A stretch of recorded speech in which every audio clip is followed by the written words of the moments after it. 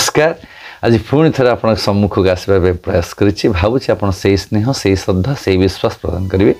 सर्वप्रथम आसतु गायत्री महामंत्र ओम भूर्भुवः स्वः तत्सवितुर्वरेण्यं भर्गो देवस्य धीमहि धियो यो नः प्रचोदयात्।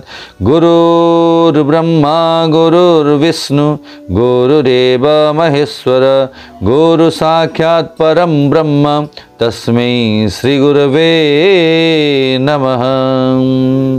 आज एक सुंदर विषय को आप सम्मुख आने प्रयास कर विषय शीर्षक हूँ शाकाहार ही प्रकृत आहार। शाकाहार खाद्य आमे समस्ते जानिचु आहार आम शरीर गठित हुए किंतु यह प्रकृत तथ्य नुहे। प्रकृत तथ्य हूँ जे खाद्य जो मनुष्यर तनु मनु एवं तनु मन एवं आत्मार तैयारी हुई थाए सीधा सड़क प्रभाव पड़े।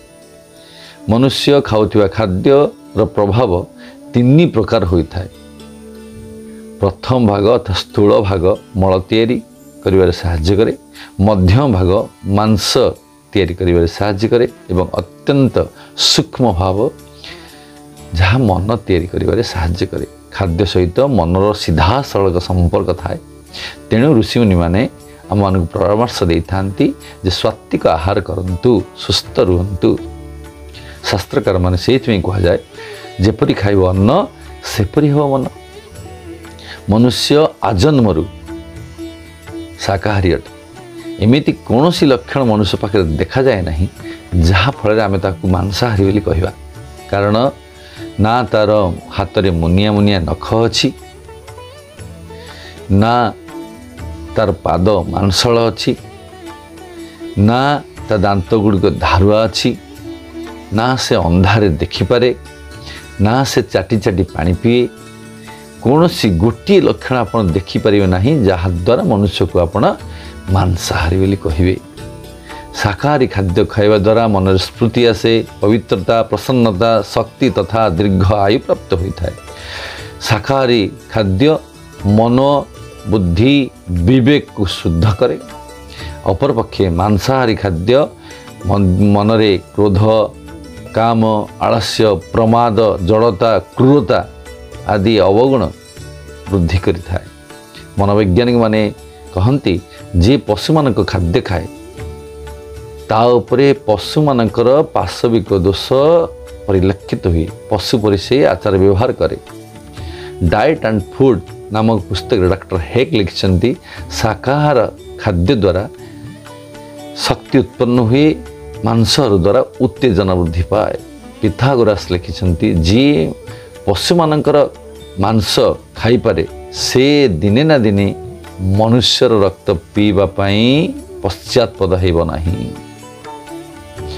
मनुष्य होची बानर एवं मर्कट मानकर वंशधर अटे। मर्कट माने बानर माने कौन खाई थांती?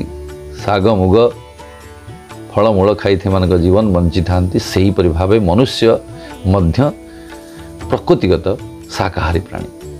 आहार शुद्ध हेले अंतकरण शुद्ध हुए, अंतकरण शुद्ध हेले मन निर्मल हुए एवं मन निर्मल हुए हेले समस्त संशय एवं भ्रम दूर हुए। खाद्यर स्वात्विकता होईगले प्रभुमय हुए, मन प्रभुमय हुए। आपण भावंती जे मु कहीं भगवान का सानिध्य पाऊ नहीं, कहीं मन को भगवान प्रति निगमन करि पारु नहीं, अर्थात मन को केंद्रीभूत करि पारु नहीं भगवान के प्रति। तार कारण होछि आपण खाद्य स्वात्विकता नहीं। आपण जेबे खाद्य स्वात्विकता आनिबे निश्चिंत भाव मन प्रभुमय हो। तेणु निश्चिंत भाव खाद्य को स्वात्विकता करंतु। ओम शांति शांति शांति। सर्वारिष्ट सुशांति रहो।